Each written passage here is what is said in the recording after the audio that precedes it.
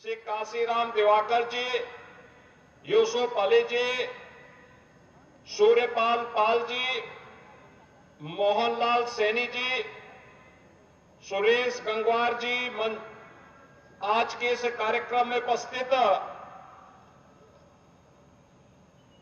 इस जनपद के सभी मेरे उपस्थित बहनों और भाइयों, होली के पूर्व 610 करोड़ रुपए की परियोजनाओं के साथ मैं और प्रदेश अध्यक्ष जी आज यहां पर आए हैं। मैं इसके लिए रामपुर की सभी जनता जनार्दन को हृदय से बधाई देता हूं। बहनों और भाइयों, हमारे सांसद जी ने, ओलख जी ने, राजबाला जी ने, सक्सेना जी ने, रफीक अंसारी जी ने और हमारे सभी जनप्रतिनिधियों ने जो प्रयास किया, उसका परिणाम है रामपुर आज अपनी एक नई पहचान बना रहा है, विकास की नई पहचान। यहां प्रगति माल भी बन रहा है और पीएम स्वनिधि योजना में स्ट्रीट वेंडर के व्यवस्थित पुनर्वास का कार्यक्रम कैसे बनना है, उसका एक मॉडल भी रामपुर ने दिया है। यानी रामपुर की पहचान रामपुर के चाकू से था, तो कुछ लोग चाकू का इस्तेमाल जेब कतरने में करते थे और हमने उसी चाकू का इस्तेमाल सबको सुरक्षा प्रदान करने में कर दिया। वायरस यहां पे पहले इसी रामपुर में जबरन गरीबों की जमीनों पर कब्जा किया जाता था। आज पीएम स्वनिधि योजना में उनके पुनरुद्धार और पुनर्वास का कार्यक्रम किया जा रहा है। यानी यही के वायलिन से संगीत की लहरियां रामपुर घराने की पहचान को फिर से पुनर्जीवित करने का काम कर रही है।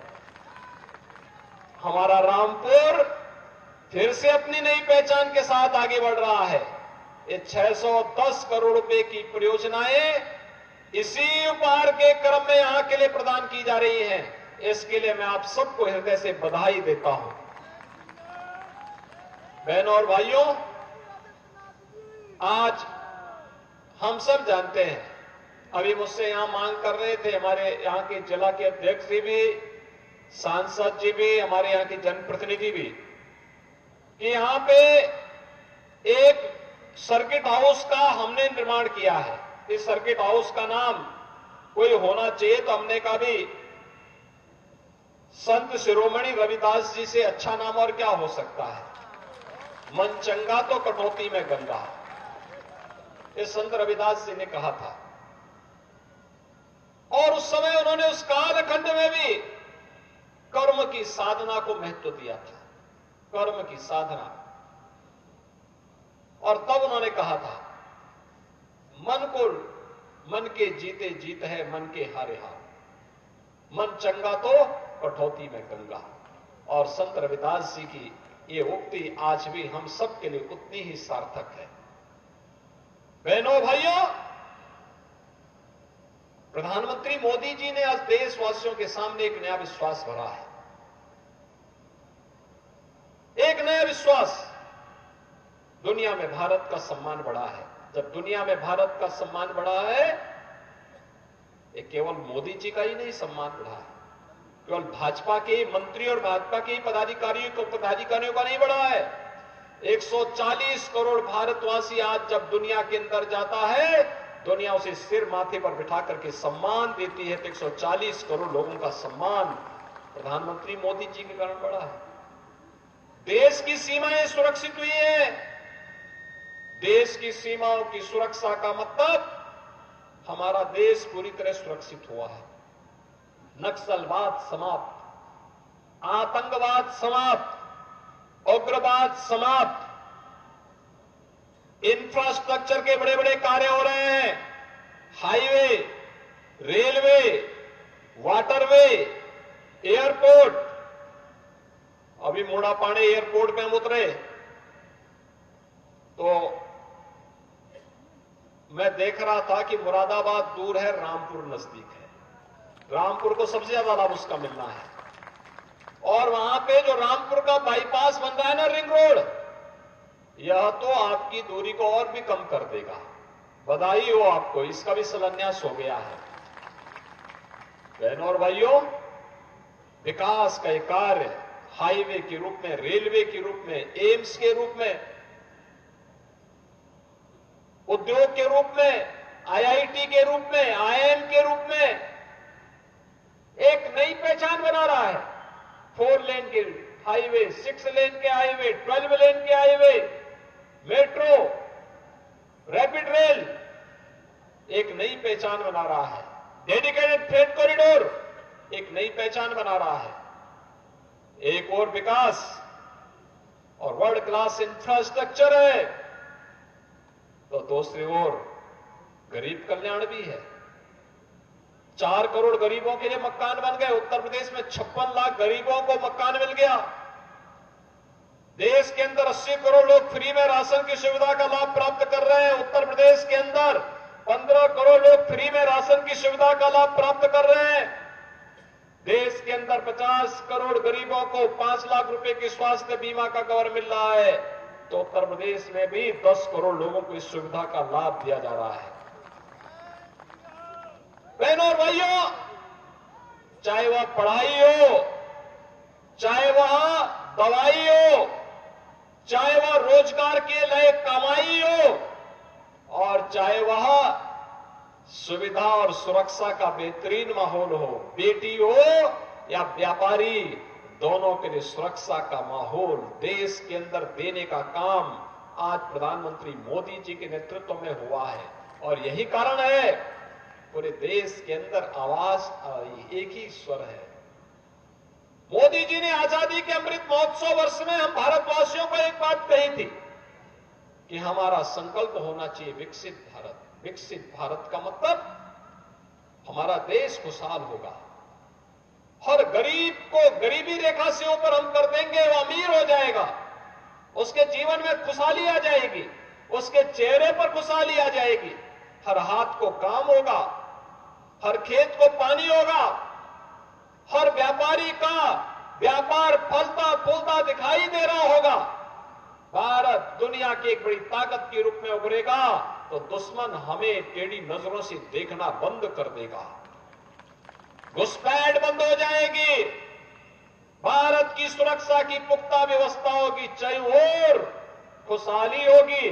और उस विकसित भारत की परिकल्पना के लिए मोदी जी ने और 10 वर्ष तक जो कार्य किया, उसी का परिणाम है आजादी के अमृत महोत्सव वर्ष में भारत दुनिया की 5वीं बड़ी अर्थव्यवस्था बना।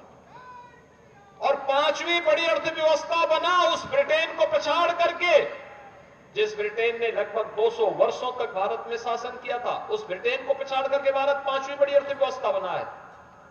और मेरा मानना है, पूरा देश मानता है, पूरी दुनिया मानता है, मोदी जी तीसरे कार्यकाल में पहले 3 वर्ष में भारत को दुनिया की तीसरी बड़ी अर्थव्यवस्था बना देंगे। पहले 3 वर्ष में दुनिया की तीसरी बड़ी अर्थव्यवस्था। और इसीलिए इसके लिए चाहिए विकसित भारत। विकसित भारत के लिए चाहिए विकसित उत्तर प्रदेश, और विकसित उत्तर प्रदेश के लिए चाहिए विकसित रामपुर। विकसित रामपुर के लिए ये सभी योजनाएं हैं। कहीं रिंग रोड बन रहा है, कहीं एयरपोर्ट बन रहा है, कहीं पे चीनी मिल का पुनरुद्धार हो रहा है, कहीं रोड बन रहे हैं, कहीं पॉलिटेक्निक बन रहे हैं, कहीं पे आईआईटी बन रहे हैं, कहीं पे यूनिटी मॉल और प्रगति मॉल बन रहा है, कहीं पीएम स्वनिधि योजना में वहां पे स्ट्रीट वेंडर के व्यवस्थित पुनर्वास के कार्यक्रम को एक मॉडल के रूप में प्रस्तुत किया जा रहा है, कई सरस मेला के लिए हॉट बनाए जा रहे हैं। ये सभी नई पहचान के साथ आगे बढ़ते हुए एक नई पहचान को आगे बढ़ा रहे हैं। और विकास किसी प्रक्रिया के साथ जोड़ने के लिए आज पूरे देशवासी आज इसी बात को कहते हैं, एक ही आवाज है पूरे देश में कि हमारा संकल्प विकसित भारत, हमारा संकल्प हमारा संकल्प विकसित भारत। विकसित भारत हर भारतवासी का संकल्प होगा तो दुनिया की कोई ताकत आपको विकसित होने से वंचित नहीं कर सकती है। कोई ताकत आपको वंचित नहीं कर सकती है। और उसी परिकल्पना के साथ आज हम सब आपके बीच आए हैं। बहनों और भाइयों, आज क्या नहीं है हमारे पास। ये उत्तर प्रदेश है। 2017 के पहले क्या होता था? कर्फ्यू लगता था, दंगे होते थे। आज हम कह सकते हैं नो कर्फ्यू नो दंगा। यूपी में है सब चंगा, है ना। आज तो सारे पर्व और त्योहार शांतिपूर्ण तरीके से मनाए जा रहे हैं ना। अब तो नहीं कोई दंगा फसाद है, कोई अराजकता है, कोई गुंडागर्दी है। कोई गुंडा नहीं, कोई बेटी और व्यापारी की सुरक्षा में कोई सेंध नहीं लगा सकता।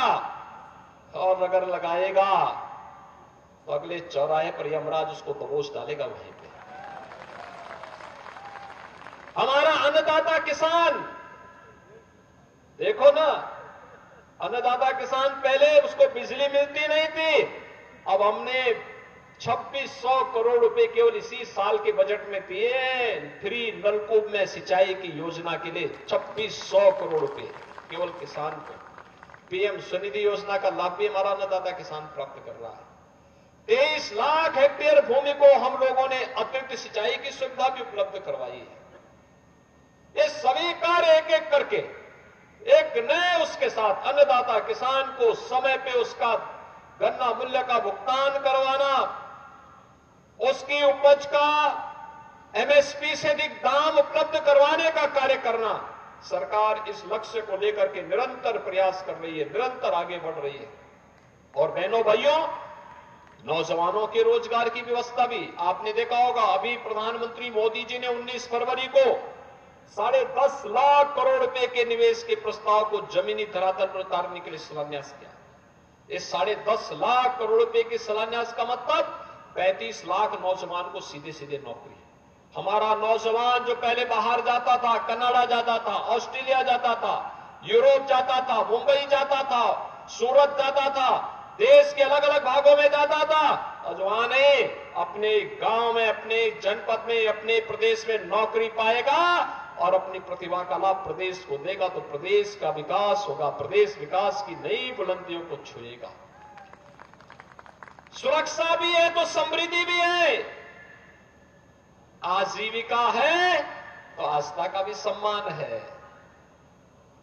सबके पर्व और त्योहार बहुत अच्छे ढंग से, गुरु पर्व भी मनाया जा रहा है और साथ साथ होली हो, दीपावली हो, ईद हो, क्रिसमस हो, सब शांतिपूर्ण तरीके से सब लोग मना रहे हैं। खुशहाली है, हर व्यक्ति अपने मस्त है, अपने तरीके से पर्व और त्योहार मनाने के लिए स्वतंत्र है। सरकार उसको सुरक्षा देगी, सरकार उसको सुविधा देगी। यही सरकार का काम है, उसको सुरक्षा भी देना है और सुविधा भी देना है। ये सरकार अपनी जिम्मेदारियों का निर्वहन कर रही है। जनप्रतिनिधि विकास में रुचि लेकर के जनता जनार्दन की सेवा के लिए पूरी तत्परता के साथ कार्य कर रहा है।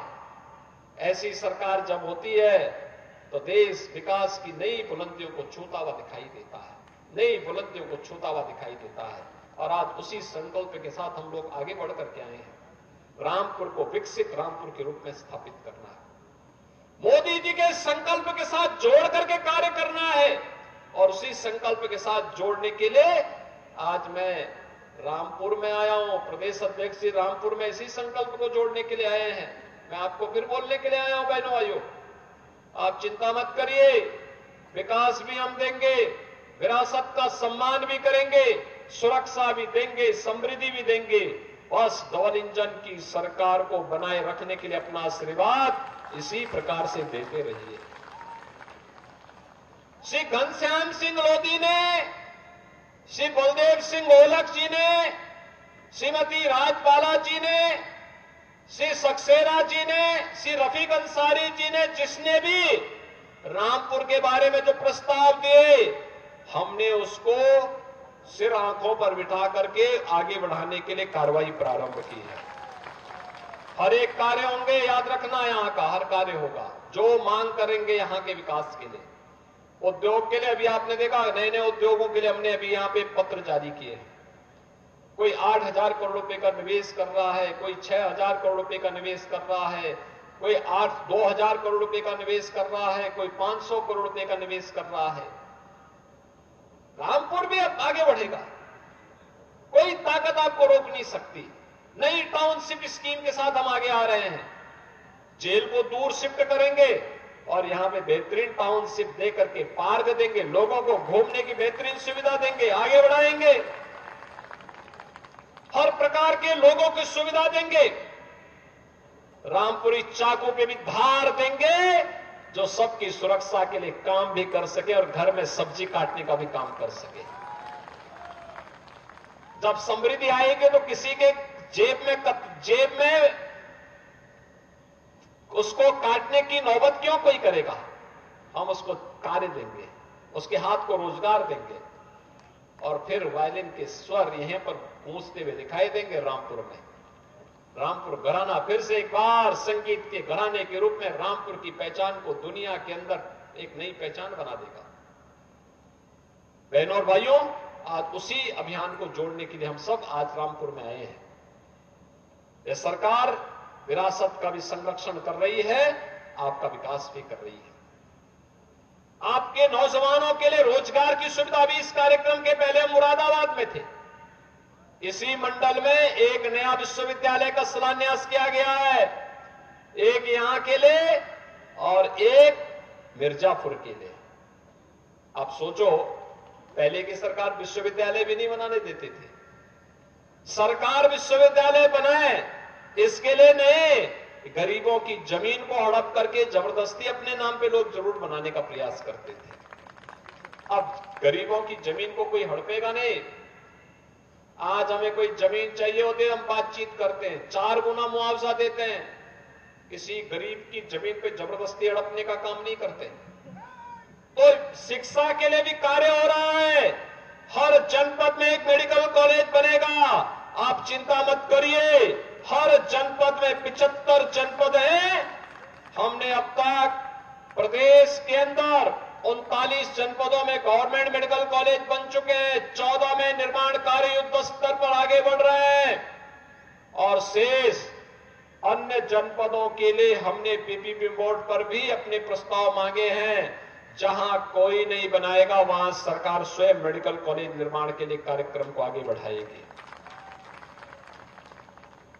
स्वास्थ्य की उत्तम व्यवस्था हो, शिक्षा की अच्छी व्यवस्था हो, उद्योग के अनुकूल माहौल हो, सुरक्षा का बेहतर कानून का राज हो। सुशासन आने से दुनिया की कोई ताकत रोक नहीं सकती है और सुशासन के उसी लक्ष्य को प्राप्त करने के लिए डबल इंजन की सरकार प्रधानमंत्री मोदी जी के नेतृत्व में और निष्कार्य कर रही है। और इसीलिए तो आज देश भर से एक आवाज उठ रही है, एक स्वर है पूरे देश से, और वह है 2024 के लिए। 2024 में फिर एक बार फिर एक बार फिर एक बार फिर एक बार मोदी सरकार, फिर एक बार मोदी सरकार का स्वर उठ रहा है। आप सभी सहमत हैं? सभी लोग सहमत हैं? रामपुर के भाइयों बहनों, अपना आशीर्वाद देकर के बताइए कि आप लोग सहमत हैं कि फिर एक बार मोदी सरकार। तो बहनों और भाइयों, मोदी सरकार के लिए घनश्याम सिंह लोधी अवश्य भी होंगे। आशीर्वाद दीजिए। अभी तो उपचुनाव से आए हैं, एक कार्यकाल पूरा कर दीजिए। एक जोड़ी जो यहाँ पे है रामपुर की, ये रामपुर की जोड़ी, यहाँ को हमारे सांसद, हमारे विधायकगण, ये सभी लोग मिलकर के रामपुर को विकसित रामपुर के रूप में स्थापित करने के लिए पूरी प्राणपण से जुट करके काम कर देंगे। सभी लोग सहमत है ना?